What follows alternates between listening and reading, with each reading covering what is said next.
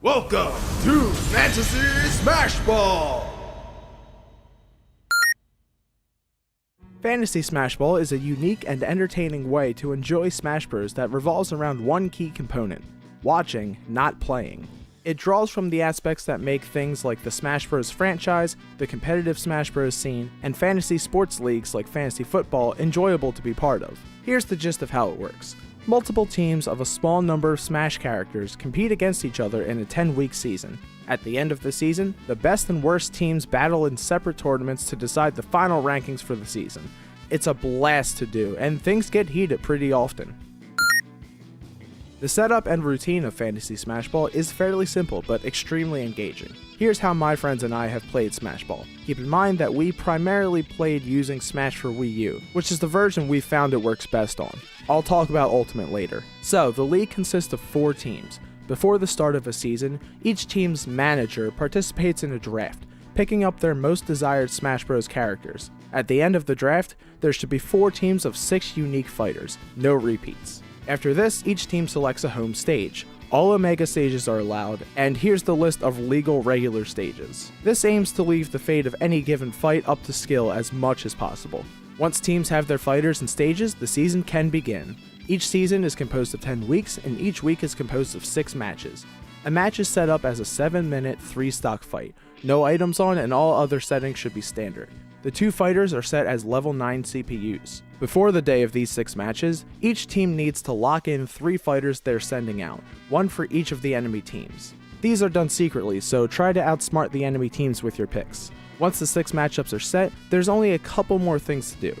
First, the stage a match is played on is decided as such. The team lower in current rank for the season gets to choose between the 2 teams' home stages. If it's the first week, then the team who drafted their fighter later in the draft gets to choose. Finally, it's a good idea to order the matches based on how important or entertaining they might be. Could a match be the deciding factor between first and second for a week? That match should at least be in the top 3 primetime matches. Or do you just really want to see 2 fighters go at it? Then give them the final match for the week and watch the excitement build. Now that the matches are set and the game is ready, just sit back, relax, and watch the mayhem. Though, this is a competition after all, so there's a few things to keep track of each week.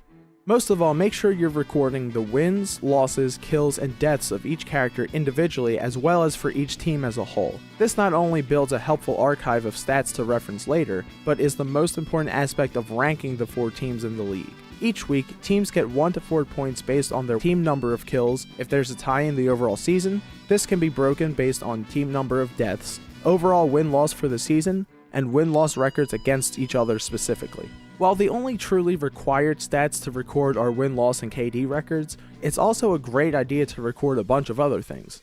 Recording damage given, taken, peak damage, and other correlating ratios helps to build a better idea of the quality of each fighter. It's also fun to record things such as style points, given out when a fighter does something awesome, and player of the weeks, award it to 1 fighter each week for doing a great job.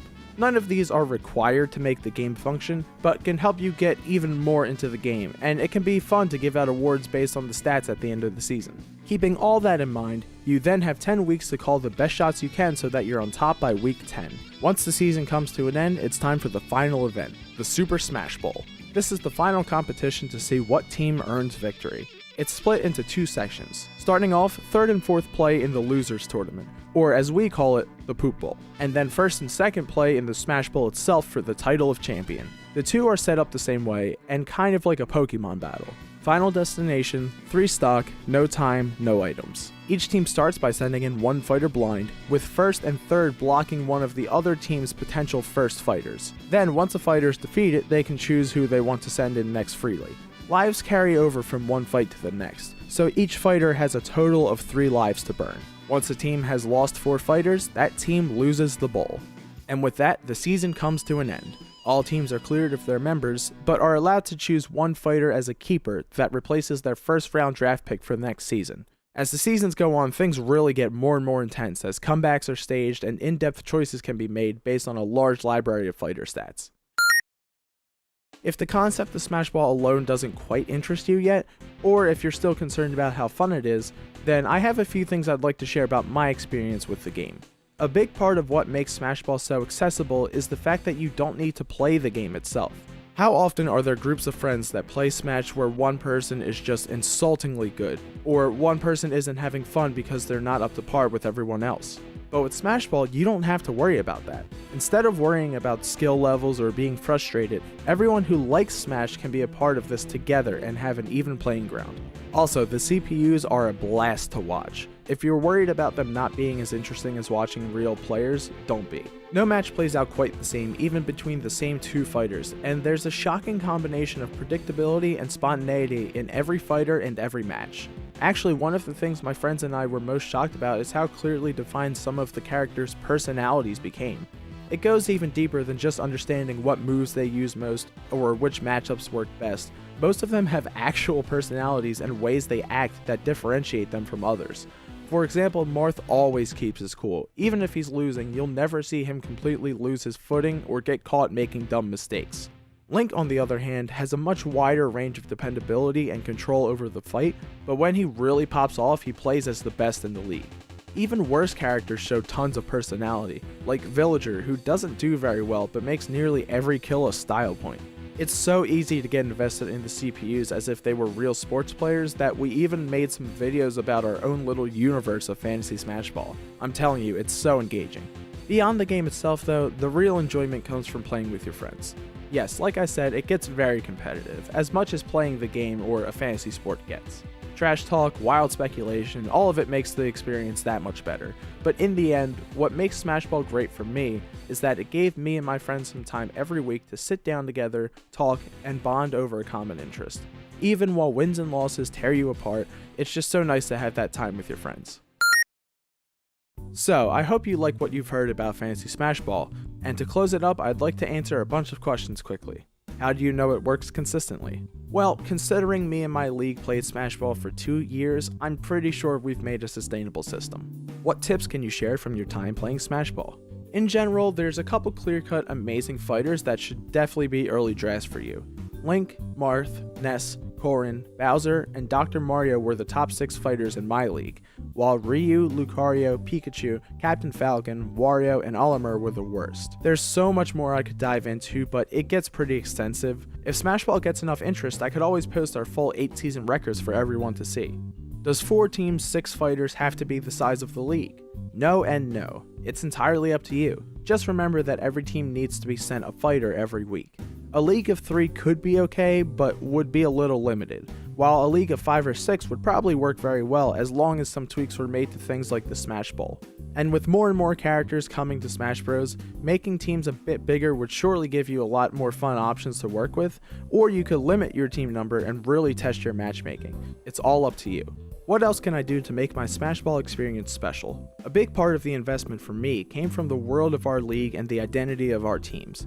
Team names, choosing a color scheme for your fighters, creating posters, things like that can really help you dive into Smashball as more than just simulation games.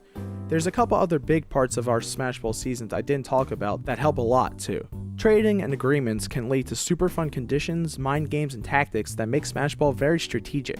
This ranges from a simple 1-to-1 fighter trade between 2 teams to something like a 2-for-1, but one team gets to block the other team from sending a specific fighter for a few weeks.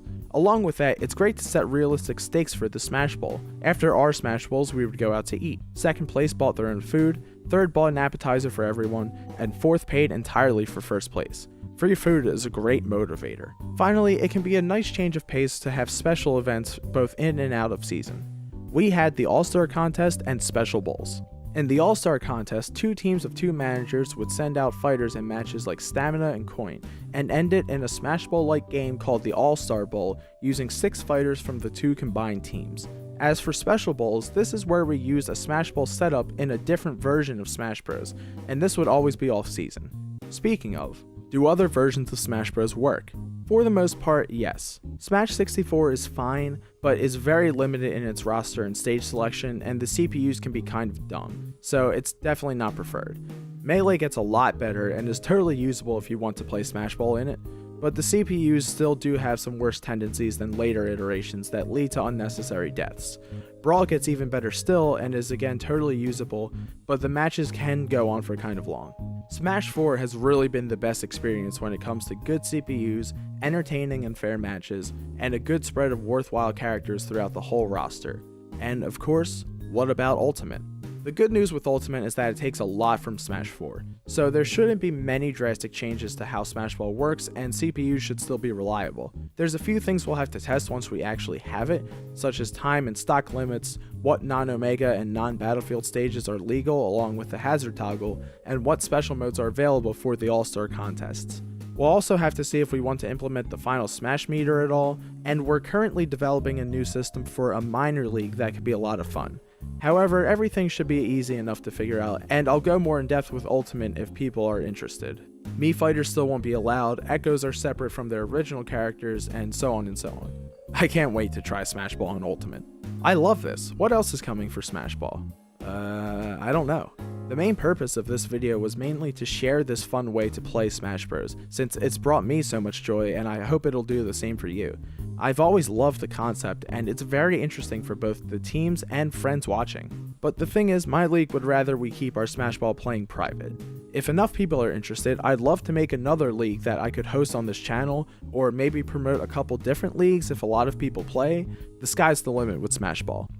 That's all I have to share right now about Fantasy Smashball. I really hope what I've said interests you, and please give it a shot. It's a ton of fun even if it sounds kinda weird on paper. Share this video with all your Smash loving friends, please like and subscribe to see more original content, and thank you so much for watching.